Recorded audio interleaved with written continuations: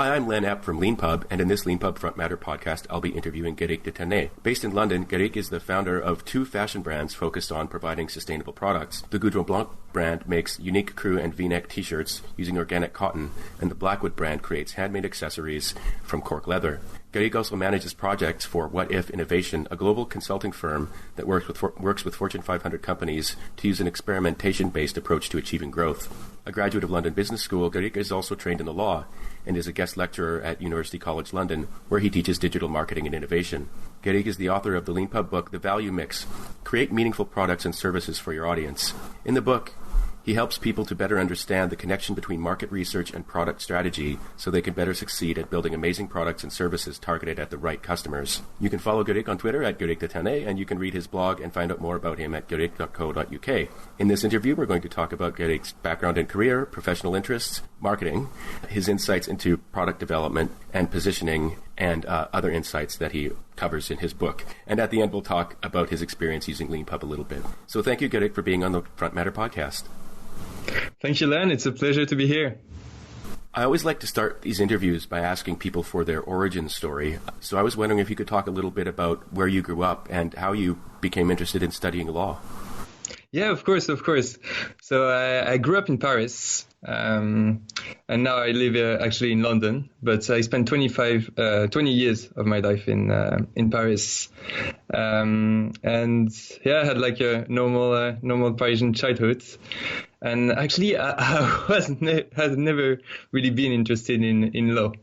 I was quite early on very interested in software development, especially around video games, and a lot of interest in marketing and business. I actually got really interested in marketing after reading Ogilvy on advertising. This was like a big unlock for me. But what got me into law is actually a long chat that I had with one of my very, very old friends. We're talking about my future and what I was about to choose as a degree straight after high school. And I was thinking about going into business and doing all of these things that I really, really liked. And my friend was like, hold on, Guerric. Like, you can pick up whatever you want in business since you're already very passionate about that. You should actually do something that is going to challenge yourself a bit more. And obviously he's also very passionate about law, and his theory was that law is a way of thinking. It's a mental model, as some people call it. And he was telling me that basically law would provide me many more challenges and kind of restructure my way of thinking in a way that would help me more as a business person later on in my life. So basically, I followed his advice, and I'm really, very glad that I have done that. It was indeed a very challenging degree, but it's one that is really helping me every day. One thing about when you talk about the way of thinking that's really interesting, it leads me to my next question, which is, how does the legal system work in France? It's very different from a kind of common law system that I think probably most of our North American listeners outside Quebec would be familiar with. Yes, it is indeed. And what's really interesting in France is a lot of our law is based, especially the civil law, is based on the Napoleon Code, the civil code. And yeah, we do rely much more on the law itself than on what judges, the way judges interpret law. That being said, the two legal systems, so the common law systems and the civil law systems, are getting closer to each other, with the civil law system becoming more based on jurisprudence, and the common law system being more and more based on the law itself. And in the civil law system, is it as sort of confrontational and adversarial and theatrical as the common law system can be? So not that much. It can be sometimes, but yeah, it's very, very far from the typical law series that we love to watch, such as Suits or Boston Legal. Yeah, it seems like when you're going back to what you said about the way of thinking, under a civil law system, you kind of, my understanding is that you have to you can command the system in a way that you can't in a common law. So it's a very, very structured way of thinking, indeed. You have to qualify the facts. There's actually one of the things that I think is really, really interesting and that you can learn when you follow a law degree is the importance of language and actually qualifying what everything means. It is actually very important in the business world, and I do believe that this is one of the main roles of leaders. But yeah, anytime you make a contract, you have to be very precise on what you're contracting about. It's really interesting you say that. We were chatting a little bit before we started recording this interview about how I used to live in London where Guerric is now, and one of the things I did there was investment banking, but that was after doing a doctorate in English literature. So I couldn't agree with you more about the very practical and fundamental importance that language has, not only in sort of very complex situations like, let's say, a legal case or a big M&A deal, but just to keep the foundation moving efficiently in any kind of human interaction. It's just so important. Yes, it is. It is. So you eventually moved to London. What drove that? So what drove me to London is I had the opportunity while I was studying law to spend a year in London at University College London, and I just wanted to explore the world. So I was okay. Let's go. And at the time, when I moved to London, I could barely speak English. It was just 5 years ago.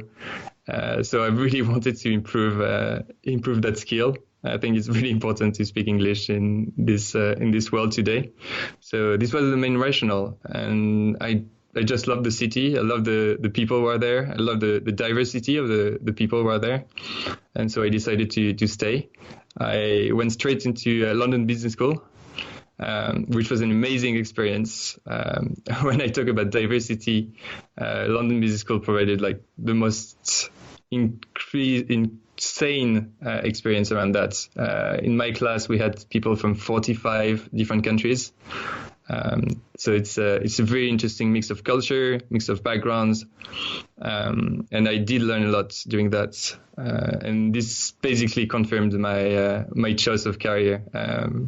My deep interest in business is also fueled by the fact that not as law business allows you to travel more. It opens you to the world, and that's something that I find very interesting. Having studied in the UK myself, I'm familiar with the amazing diversity of people that you're surrounded by and that you get to interact with when you're there, which leads me, I guess I wasn't planning on this, but to a political question. Are people in your circles concerned about Brexit with respect to, the presence of people in London who aren't British? I think it is a concern, and I do think that it's not only people from abroad, foreigners, who are concerned about that. Anyone in the UK, I think, at the moment is a bit concerned. Even people who are embracing Brexit, just because there is not a clear, rational, or at least a clear vision where England and the UK is going to go. So that is a very sensitive topic here at the moment. I bet. So what was your next move after London Business School? So straight after London Business School, I started doing freelancing. But what I have to say is, while I was actually studying law in France, I couldn't stay away from the business world. And this is at the time I started Goudron Blanc. It was in 2011.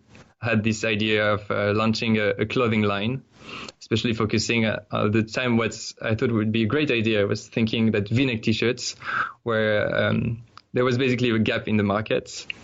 And I was interested in just launching my own business. So I was like, okay, after reading the Lean Startup, thought that it would be great to start an MVP. So I started investing a bit in this business, created a first collection, and launched the company.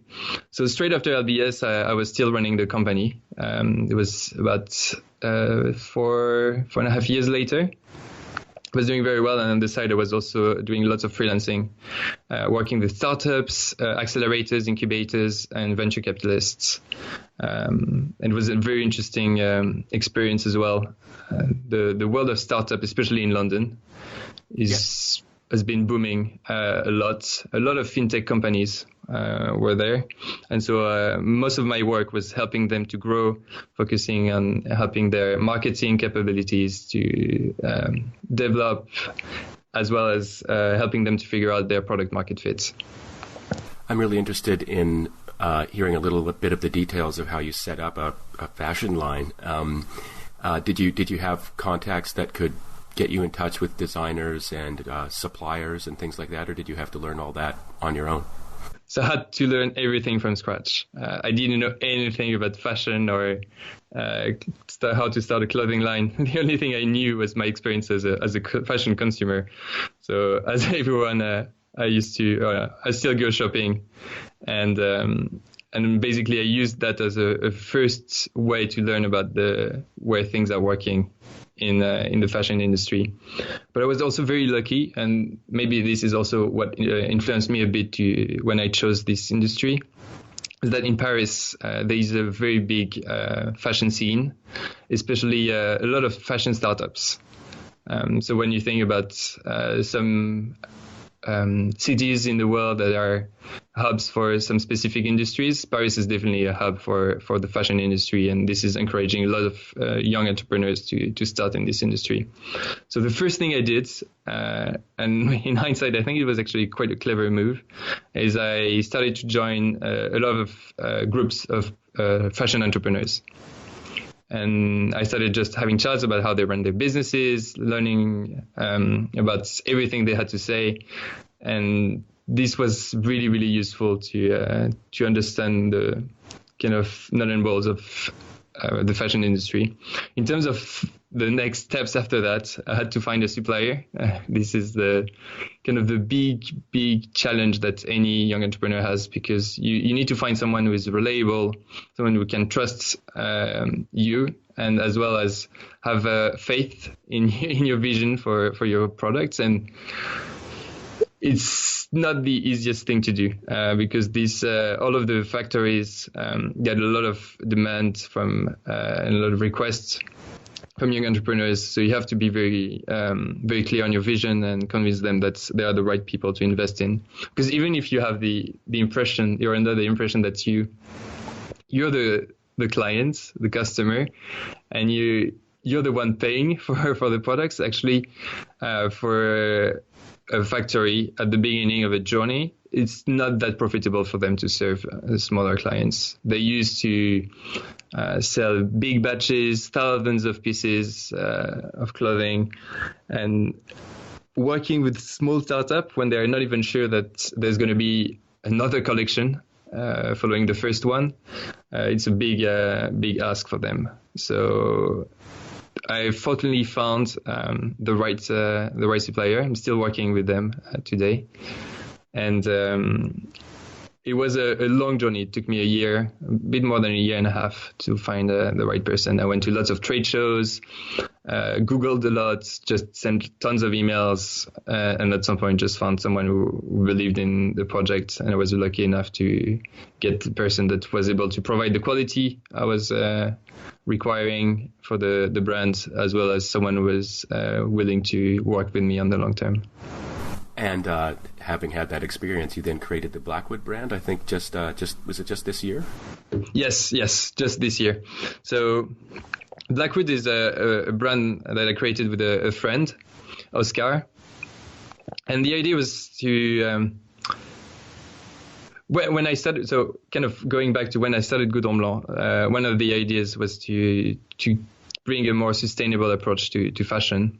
And this is something that with Oscar we discussed a lot.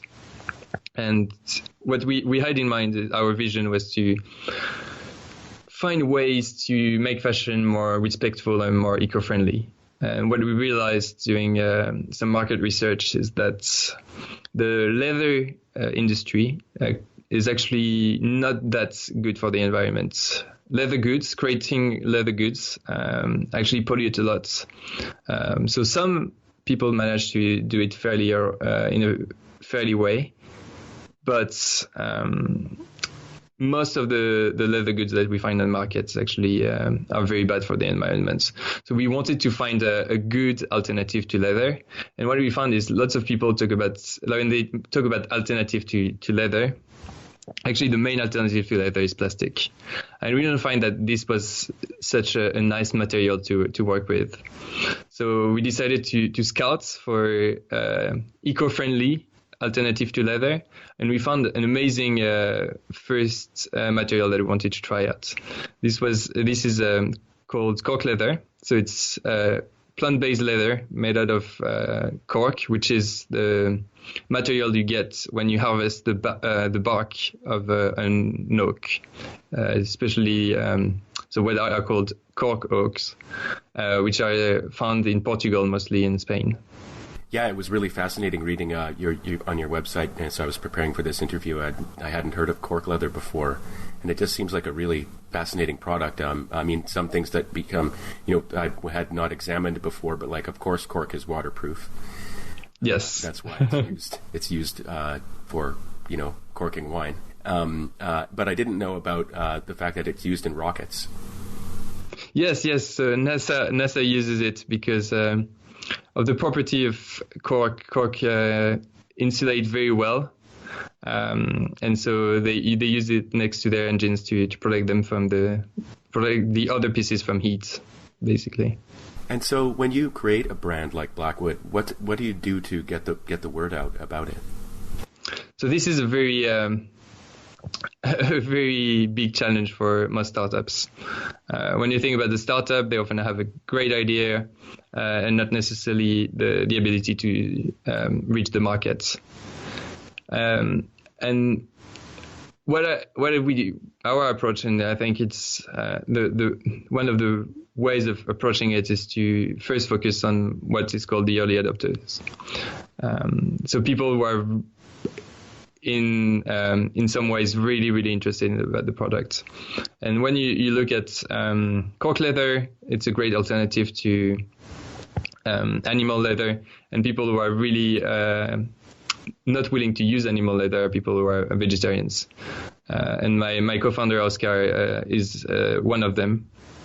So we are mainly trying to reach out to them. This is one of the ways to kind of make the people hear about Blackwood. So we're tapping into communities of vegetarians, reaching out to influencers and bloggers. It's been really helpful to get the word out. Another way we've been thinking about that is now Christmas is coming up very soon. And we wanted to find ways to show the product to people. And it's really expensive to have a store in London. So as a startup, we cannot really afford that, especially around Christmas. So what we decided to do is to run pop-up events and to get really close to the people who could be potentially interested in Blackwood. So we started organizing lots of pop-up events in offices in London. So we go directly to our potential target audience and present them the products. And this has been actually a great way of getting the word out, because it's really convenient for people to get a company good products to come to their office, so they can save time on doing their Christmas shopping. And also, it's a good way for them to find ideas, because one of the big pains we realized for people around Christmas is actually to find what they can offer as gifts. It's really difficult to find new ideas beyond the normal ties and socks and and scarves that we all get every year. Yeah, that's a really great idea. I hadn't thought of that before, especially around Christmas time. One thing I wanted to ask you before we move on to the next part of the interview and talk about marketing from a high level and then get down into some specifics, I wanted to talk to you about the consultancy What If. Yes. I was really interested when I was reading their website and reading about how they place an explicit emphasis on the importance of having an experimentation-led approach when they're doing work for Fortune 500 companies. I also very much enjoyed the story of how they helped Cialis beat Viagra by realizing that, I don't know if you know this particular one, but that they realized that Viagra's marketing approach appeal to half the people involved in a relationship. And that if you made something that wasn't quite basically something that a brand that was targeted at people on both sides of the relationship, that might help get attention and get customer loyalty, and it worked. How does what is the experimentation-led approach? How does that work? Yeah, no, and to highlight, I think the principle behind the story you just shared is, I think, the power of insights, and this is the power of understanding your audience and who you are serving when you create your product strategy, and when you're really clear on what they want and what they feel about the context where they're in when they use or can use your product. This can really help when you create your strategy. To answer your questions about having an experiment-led approach, which is what we call like building an experimentation engine. We do believe that innovation is a big learning journey, and you can't predict what's going to happen when you come up with new ideas. The only way of really working it out is to see how the market reacts to what you have in mind. And experiments is the best way of learning. It's using what we call realness, so making it real as early as possible in order to get accurate responses. The problem is most of the time we do overthink what we have in mind for our strategy, and putting things in market is actually the best way of kind of testing our thinking. And what we tend to do as much as possible is to, even when we test and show things to consumers or to the users of the products we have, is to remove these lab effects. So a lot of people think that they're testing products when they do focus groups in a very neutral environment, but actually you're so far removed from reality that you create a bias that doesn't allow you to capture really how people are going to react normally in front of your product. And the hard truth is most of the time people actually ignore your product. Because you can't ask people to pay attention to everything that is in the market. But so yeah, we do try hard to experiment in a real environment every time we have to test our thinking, and we start doing it very, very early on in our innovation journeys. That's really interesting. Is it something that's kind of culturally, this sort of like just get something out there and iterate? Is that a difficult message to get across and to get approval from when you're working with a really big company and an established company? So that's something that is actually quite tough, yes, because these companies aren't really used to that level of agility. But that's something that fortunately is quite trendy right now. So people are more and more willing to make it happen. It tends to be quite easy-ish. For example, one of my projects was around snacking, where helping a big FMCG company to figure out a quite novel proposition in the snacking industry, in our snacking category. And this is fairly easy to get them to experiment and put products in markets. That being said, obviously they have some regulation around the ability to make sure that this product won't trigger any allergies or things like that. When it becomes more interesting is when you work with highly regulated companies, such as the pharmaceutical industry or in finance, insurances. And what we've observed and what we've been doing a lot is helping these companies to get a level of understanding of what it means to experiment, what is required to experiment, so they can work hand in hand with their compliance departments to make sure that everything is under control. This requires a big shift in mindset first, and it's probably the hardest part of it, is making sure that everyone from the people who are actually making innovation happen in these big companies are following, as well as their managers, as well as the C-level executives. And then it's making sure that the whole organization follows this new culture with the right processes, so everything can be under control.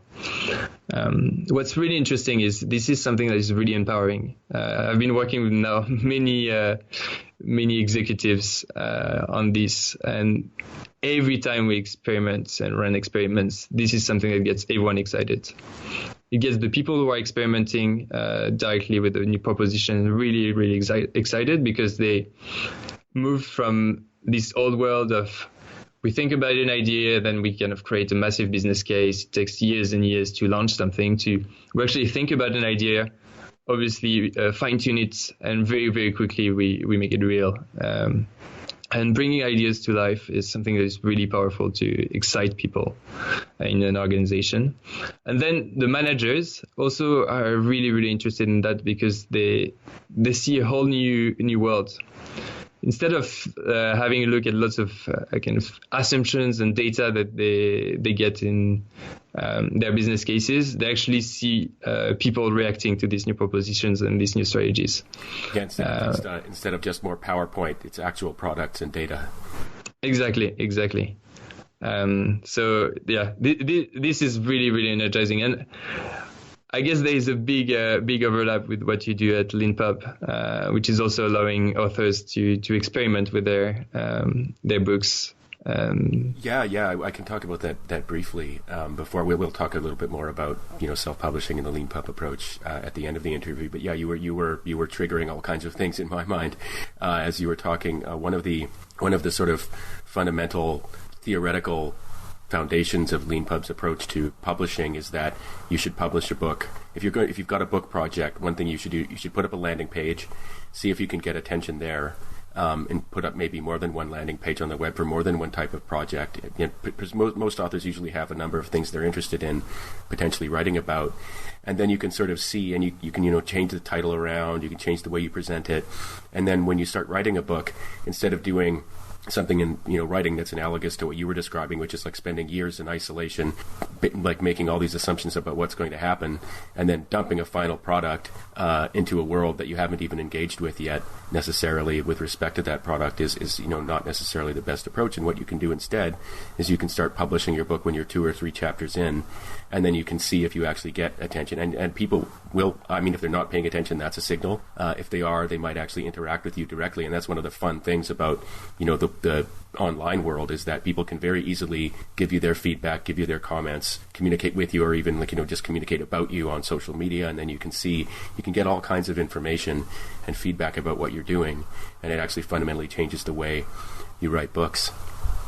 Yeah, there's just so much power in getting your target audience to react to what you have in mind.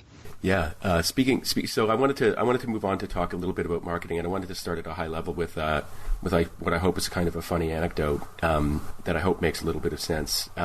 So my dad grew up in the 1940s on a farm in near a very small rural town in the Canadian province of Saskatchewan. It's right in the middle of Canada. And the province, when he was born, had only existed for about 30 years or so. And the products he could buy were the ones that were stocked by the very few shopkeepers that were sort of within horse and buggy distance, essentially, of where he lived. And the reason I bring all that up is that to this day, if he goes shopping with me, say for jeans when I'm visiting at Christmas time, he expects me to buy whatever jeans are available at the first store we go to, because those are the jeans. And obviously, this situation is no longer the case for people in developed countries, and even increasingly in developing countries. And I wanted to ask, just setting that foundation of just how dramatically things have changed within a lifetime, at a really high level, how would you say that the combination of online shopping and social media like Instagram has changed the nature of marketing itself? I think this has been a huge transformation in terms of how we see things, and it has actually accelerated what was already happening. Is we, as you said, moved from a world where creating something was actually the biggest and the hardest part of the journey, to actually selling something becomes much more difficult. There is not a lack of capabilities to produce and create. There is a problem of actually finding the right things to create and selling them. And what we've observed with social media and e-commerce is just an acceleration of the ability to create and sell. And this has moved us into a world where there's even much more noise. That's what we're used to. And I do remember that I think it was in the 70s that Al Rees published his book Positioning. And he was already talking about a world where communication was so noisy and it was impossible to get the word out. And now, if you think about the world today compared to the 70s, it's just insanely more noisy than it was before. But I think what e-commerce and social media has done is giving the ability to a lot of people, meaning actually everyone, to create and sell things. And this is just an amazing tool that we all have in our pockets, using our phones or computers, is this ability to be entrepreneurs or like solopreneurs and be able to run businesses just based on an idea and ability to reach and the ability to reach out to markets. And that social media is also very, very useful for getting the story out. I think we moved from a world where, as you said, for your father, things are very functional. A gene is a gene. Yeah. To a world where actually we rely more and more on our emotions to make the decisions of what we buy. And if you think about the way you make a decision between sunglasses, for example, you wouldn't buy a pair of Ray-Ban or Warby Parker, for example, just because one is more functional than the other one. You have a whole set of beliefs and biases that are getting into your decision-making process when you do that. And the way you make these decisions is based on the stories that these brands are telling you through various channels of communications. That can be social media, can be your friends, movies, and the kind of whole set of channels that they have access to. It's really interesting. You brought up the concept of a solopreneur. This is something I've been thinking about. I'm kind of old enough to that things like YouTube stars are something I have to kind of do a lot of work to understand as a phenomenon. But one thing that I find very interesting when I think about phenomena like that, or like even people like Ninja, who is on Twitch playing, Fortnite and making millions of dollars a year now. One thing that people do now that I think is different from the way they would have done things in the past is they will buy things and pay for things because they want the person they're paying to succeed. So there is, in some ways, this idea of encouraging, and this has always been the case. We've always had an economy that was also in some ways supporting artists. If you think about the Renaissance era, we did have a lot of very rich people supporting artists, and this is how we had the chance to have Da Vinci that created all of these beautiful paintings. I'd say it's one way of seeing it is people do support these solopreneurs, but I do think that it's not necessarily doing that to just as a donation. They probably see it more as a way of just liking the person. They like the service or product that are provided, and they're very good alternatives to what HBO could provide. So if you think about, you mentioned Ninja, who is an influencer who plays video games on Twitch. What he's basically offering is a very good alternative to watching Game of Thrones. I mean, you have a very big group of people who are very interested in just knowing what is going to be the next set of jokes that Ninja is going to tell while playing these video games. And actually, the video game becomes just an excuse to have a whole series of entertainments to watch. Well, you mentioned context earlier, and I wanted to ask you a question. I think if I understand a little bit about your recent blog post about job theory, that this rich concept of context that you have involves an understanding of not just sort of things like what does the potential customer like or what's motivating them, but like what are they doing in their life? Yes. That where the product matters. What are they're trying to make, you write about how they're trying to make progress in something. Yes, indeed. So context is actually a huge part of what I wrote about in the value mix. And it's thinking deeply about the context in which your target audience or consumers are in when they are about to choose to use your products or are actually using them. And this is something that is often overlooked by marketers. The context is a really good source of opportunities because the context is all of this surrounding the environment that we're in that are going to trigger this willingness to achieve some of these progresses or outcomes that are called goals, but that can be called also jobs. And actually understanding the context can make such a difference when you either create a proposition or actually think about reaching out to your audience.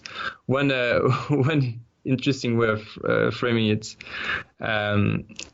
is this story of when you think about people who go clubbing and tend to drink a bit to enjoy their night out. It is much, much more likely than when they finish the night around 2, 3, 4, 5 a.m. They'll be craving fast food. And so if you're a fast food company, actually putting some advertising outside the club or having a shop very close to an area where there are lots of clubs is a great idea because you will be able to drive a lot of customers in your fast food shop. And all of this reasoning go through the understanding of the context and what's going to trigger the desire to have fast food. One of the things I found compelling as I was reading your work, including your book, The Value Mix, which I guess we'll move on to that part of the interview and talk directly about that, is related to something you mentioned earlier when you were talking about how a focus group is a very unnatural environment. And I'm not sure exactly how to frame this question because it's kind of a big issue, but you talk about also in your book about how, and I'll quote here, the complexity and variety of journeys cannot be modeled accurately, end quote. And it's something I'm very sympathetic to. For example, when often in the world of political polling, you'll hear, 30% of Americans believe in Bigfoot or something like that. And what actually happened was 30% of people surveyed answered a question on a survey that way. And then what will happen is people will then take these reactions and they'll start describing them with scientific words like results and data and things like that, when actually what you've got is a really contrived kind of game rather than a scientific experiment. And I was just very interested to see that in your work, that understanding the human side of things, and instead of perhaps relying on and you don't go into this explicitly, but instead of relying on perhaps naive notions that if you just get more data, you can have a better understanding of things. Instead of doing that, you should actually really try and get into the minds of the people that you're dealing with and try to find the right minimum viable audience at the beginning. Am I onto something there? Is that something that you think about? Yeah, it's a really interesting question, Len. This quote is basically a part of the book where I talk about creating customer journeys. And I do believe that when we actually try to understand our target audiences, what we're doing, and this is very similar when you do polling in politics, we're basically creating a model of what's happening in the reality. Because it's nearly impossible to grasp the complexity of what's happening in the reality. So what we're doing with our limited capabilities is to simplify what's happening and turn that into a model that helps us make sense of the reality. And we're always creating these shortcuts. And some are good, some are less good.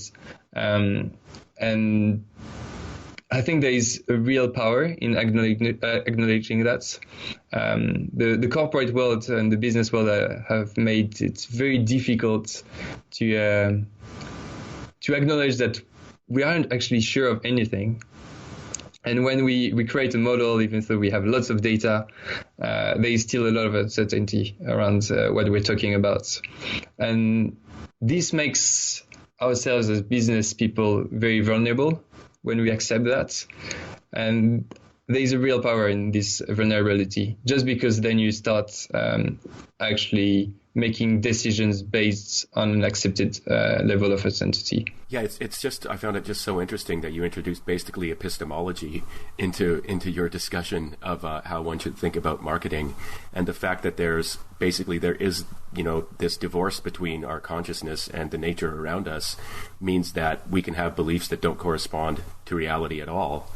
And of course, and so you write things like, I'm quoting again here, "What people believe to be true can predict future behaviors more accurately than demographic or socioeconomic attributes," end quote.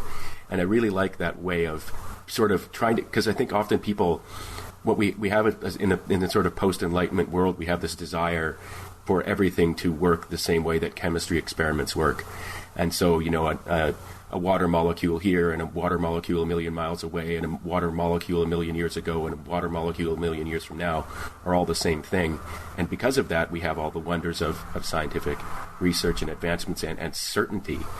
And a lot of models for understanding humans actually could only work for real if humans were interchangeably identical in the way that molecules are assumed to be, and that this actually, as you say, makes people very vulnerable to making huge mistakes, because each person is actually their own universe unto themselves, with not only, and as you point out, not only all kinds of beliefs that are driving their behaviors, but changing beliefs over time. Yeah, no, that's very true.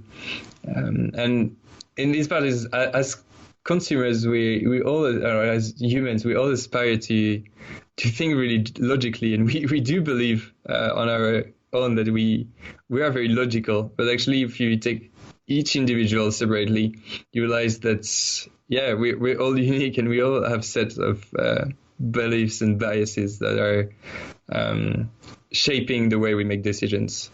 And there's a lot of power in understanding this human side of people when you're creating your marketing strategy. And how would you recommend, so if someone is interested in doing some analysis, they've got an idea for a product, or they think they've got an idea for a product, how would they go about establishing an understanding of this very rich kind of context that their audience, which is made up of, maybe even existing customers, but also potential customers, how do they go about discovering that context? I think that one of the most powerful tools to start with is actually running an ethnographic study, and which means hanging out and observing these people in their what we could call their natural environments. So most of the time we're so far removed from the people we want to serve in our businesses. We think a lot about them, but we think about them from our offices. And actually hanging out with them, interacting with them, asking questions is just one of the best ways to understand the context they're in, what is actually triggering their goals, and what are the customer journeys they go through themselves. Obviously, you realize that there is a massive diversity of customer journeys, and everyone has actually slightly different triggers. But this is where, by doing it repetitively, as well as running some more quantitative studies, you can start forming models. And the more you get used to do it, and the more you get used to know your audience, the easier it becomes to create these models, and the easier it becomes to actually shape the right propositions that are going to be highly meaningful and relevant for them. Yeah, that's really, I find that very compelling, that, the idea that, hanging out with people and being receptive to what's there is so important for establishing an understanding of what's going on. And sort of, I think you write in your book about how And this, I found this quite striking. You say the idea of finding a solution to a problem creates a limiting belief because innovation is not all black and white. And that's just so interesting because to anyone, listening, so much of the literature that you'll read about, creating products and designing products and marketing products is supposed to begin with discovering what the customer's problem is and then providing a solution. But what you're arguing is that actually that framework limits you in your understanding of the what is really happening with the customer, what the situation really is, which is a combination of things like their beliefs, their jobs, and their motivations. Yeah, totally. That's actually a very good point, Len. This is one of the big pieces of insights that led me to write the book. Is you see this startup world that has been shaped a lot by engineers, and engineers are really, really good at finding solutions to problems. And this actually goes back to what we were saying earlier about the importance of language. This is a model that can work, and you can always find a way to shape a proposition as being a solution to a problem. The problem is this model is limiting. It's a limiting framework because you lose all of the nuances that you can find in all of these human emotions that we were talking about earlier.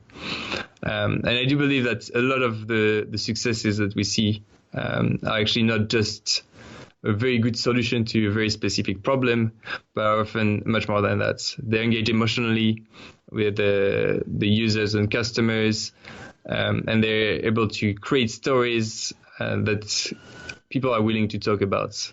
They create an experience that people are willing to engage with, and the way they do that is by actually understanding very well the emotions of the audiences they serve. Moving on to the final part of the interview, I wanted to ask you why you chose LeanPub as a medium for your book. So it's actually a very, very simple reason, and I mean it links back to all of the things we talked about before, with my experience working with startups, as well as my experience working in innovation with What If, is I put a huge value on experimenting. And LeanPub was a great way for doing that. A great way for me to put my thinking out as early as possible. And actually, I think I could have done that earlier. It did take me a bit of time, to be honest, to go on LeanPub. I did spend a few months working in isolation. And I think it's actually, in hindsight, a good thing. We do talk about putting the word out there as fast as possible, but there is also value in being very clear on your thinking, and sometimes it means isolating yourself a bit from the market in order to create something that is very different from what is already out there. And so I took the time to do that, and then when I found that I was ready to put something that was quite new in terms of thinking that I could leverage to contribute to the main business thinking that is already out there, I decided to do it with LeanPub because it gave me the flexibility to write, publish, and then kind of iterate as it went and as people were reacting to my writing. And one of the ways I did it is probably didn't have that many readers very early on when I first put the initial draft version of the value mix on LeanPub. But I actually used it as a way to engage with people I knew who could be very good at giving me feedback. And this was really, really useful experience. The last question I always like to ask authors on this podcast is, if there was one thing you could ask us to build for you, or one thing you could ask us to fix, what would you ask us to do? I think at the moment LeanPub is a really, really good platform. I was wondering about the ability to actually play a bit more with the description, and once the description, and kind of A/B tests the main copies, because that would be a good value to understand what is actually hooking the customers. Because that's a really great suggestion. Yeah, that's something, because most of the time when you think about a book and the description of a book, the description of a book is just a very, very small part of what the book is all about. And it can be difficult as an author to understand what is going to be the best parts of the book to hook customers in. Mm-hmm. Yeah, thanks for that. That's great. I'll communicate that to the team. Anyway, that's you made me recall that like years ago we had a discussion about A/B testing a feature that would let authors A/B test book covers, and this would fit right in with that same thing. That can be a very useful thing as well, because when I decided to start writing the value mix, I did exactly the same as when I decided to start Goudron Blanc. I tried to learn as much as possible, so I reached out to people who I know that have written books to understand how they went through the journey, as well as subscribe to lots of newsletters about book writing, and actually realize that there is a massive emphasis that authors put on covers. And covers can be actually the biggest trigger for people to buy books. And when you really dig deep into these insights, you realize that in many cases, actually, readers decide to buy a book just based on the color and the look of the cover. And you see that big publishers such as Penguin are actually very, very good at creating amazing covers that are getting you attracted to the book. Yeah, that's a really good insight. It's I would say to anyone listening who's writing a book on their own or thinking of self-publishing a book, having a really good cover is particularly important if you're self-publishing, because regardless, I mean, like whether the particular design you choose appeals to people who are, interested in your particular genre or something like that, a very well-designed cover immediately gives people confidence that this is a product that's been made by someone who knows what they're doing and is trying to make something high quality. Definitely, and the best way to figure out what the best cover is to experiment with it. Yeah. Well, thank you very much, Guerric. It's 10 o'clock in the evening where you are, so thank you for giving some of your time to us when you could have been out and about in London having fun. And thanks very much for your insights in marketing and for being a Lean Pub author. It was a real pleasure, Len. Thanks so much for the invitation. Thanks. And, of course, thanks as well to all of our listeners. If you like this episode, please leave a rating on iTunes and subscribe to the podcast and follow us on Twitter @FrontMatterCast. Thanks.